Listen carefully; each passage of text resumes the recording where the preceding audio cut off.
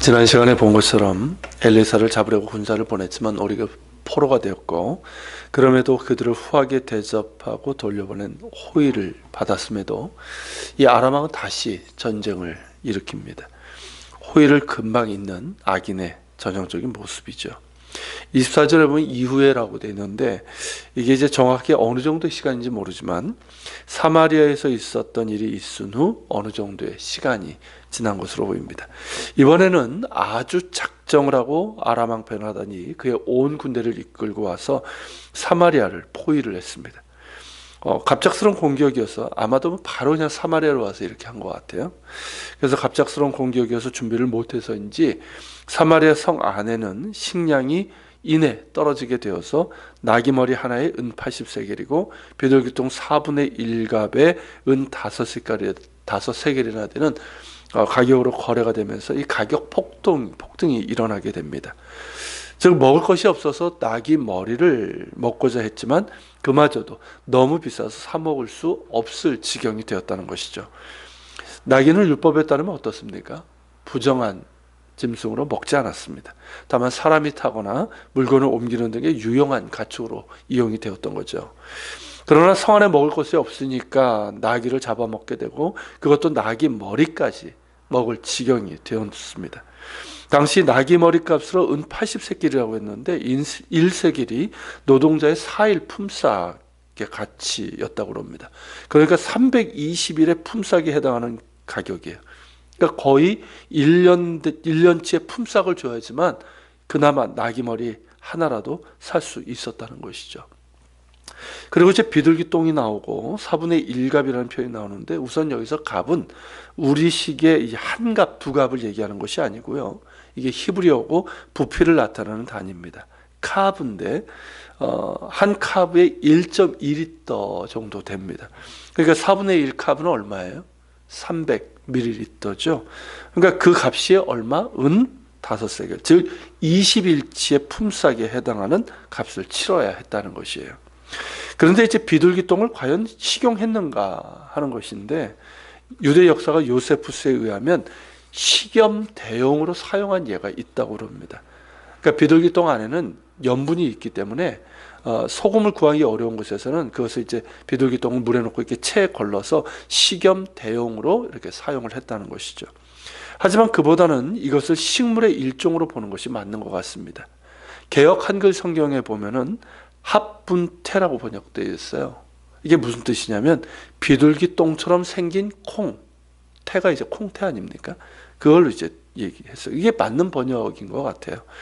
이것은 비둘기 똥 자체라기보다는 가나안 땅에서, 이스라엘 땅에서 자라는 알뿌리 식물의 일종으로, 식물이 부족하면 사람들이 들에서 캐어 먹던 것입니다. 그러니까 바위가 많은 들에서 자라는데 이 꽃이 이렇게 덮으면요, 멀리서 보면 마치 비둘기똥으로 덮인 것처럼 보여서 그렇게 불렀다고 합니다. 먹을 수 있는 것은 그 뿌리인데요, 날 것으로 먹으면 독성이 있지만 삶거나 볶거나 구우면 식용이 가능해서 가난한 백성들의 일종의 구황작물, 우리나라도 예전에 그러지 않았습니까? 가난한 백성들의 일종의 구황작물 같은 것이었답니다. 그런데 그마저도 어떻습니까? 구할 수 없는 지경이 돼서 값이 천정부지로 올랐다는 것이죠. 이를 보면 당시에 사마리아 성 안의 상황이 어떠했는지를 알 수가 있습니다. 그런데 상황이 여기에서 지나지 않고 아이를 먹는 지경에까지 이르게 됩니다. 26절 이하에서 보는 것처럼 그들은 너무 배가 고파서 정신 이상이 되었는지 죽은 아이의 몸을 먹고자 했습니다. 자, 이런 상황에서 가장 취약하고 빨리 죽는 게 어린아이 아닙니까? 아이가 죽으면 그 몸을 삶아 먹자고 했다는 것이죠. 그 두 여인이 서로 약속을 하고 죽은 아이를 삶아 나누어 먹었는데, 다른 여인의 차례가 되자 그 여인이 약속을 깬 겁니다.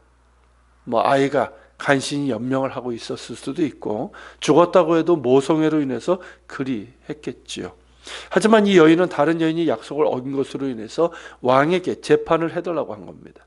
이 얼마나 끔찍하고 참담한 일입니까? 왕이 그 말을 듣고는 자기 옷을 찢습니다. 너무 참담하고 또한 분노에 가득 차서 그리한 것입니다.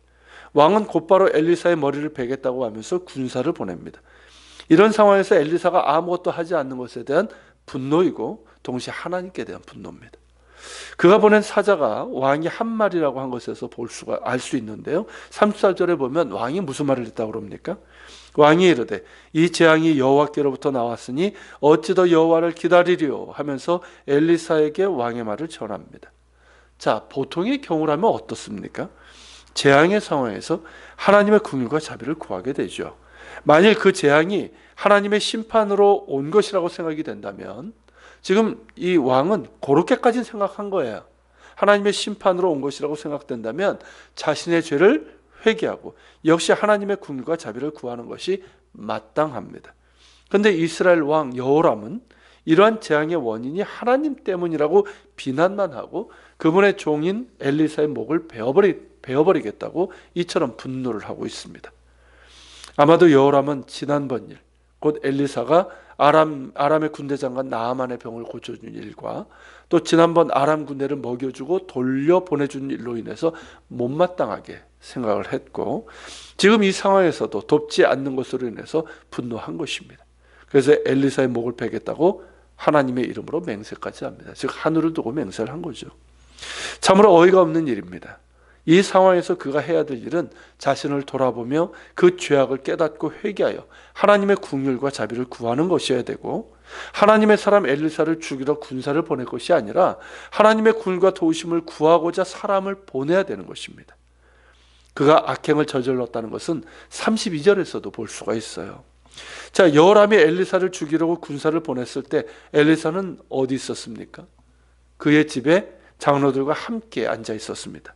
즉 북왕국의 장로들과 무엇인가를 의논하고 있었다는 것이에요.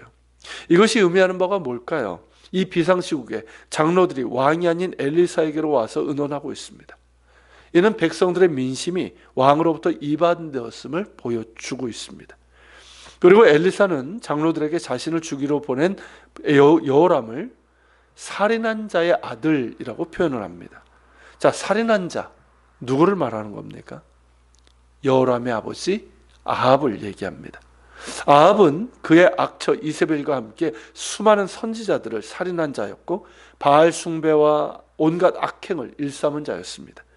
그의 아들 여호람 역시 아합보다는 덜했지만 바알의 주상을 헐지 아니하고 여로보암의 죄를 따라 행하고 떠나지 아니했습니다. 그리고 그의 부모가 엘리야를 죽이려고 했던 것처럼 지금은 어떻습니까? 엘리사를 죽이려고 합니다. 그러기에 살인한 자의 아들입니다. 그리고 짐작컨대 하나님의 은혜로 아람을 물리치고 난 후에 그에 대해서 감사하며 선정을 베푼 것이 아니라 도리어 우상숭배 악행과 백성들의 삶을 곤궁하게 만드는 악한 통치를 했을 것입니다. 그러기에 아람의 침공과 그로 인한 참담한 상황에서도 엘리사가 움직이지 않았던 것이죠. 그렇지 않습니까? 그런 은혜를 입었음에도 불구하고 그러고 있으니까 엘리사가 움직일 이유가 없죠. 하나님께서 그렇게 하셨겠고요. 그리고 백성들의 장로들 역시 왕이 아닌 엘리사를 찾아가서 해결책을 그렇게 강구했던 것입니다. 하나님의 긍휼과 자비는 단순히 문제 해결이 아니라 그 문제를 통해서 하나님께로 돌이키는 것을 원하시기에 베풀어 주시는 것입니다. 그런데 간사한 것이 인간인지라 문제가 해결되면 자꾸만 어떻습니까?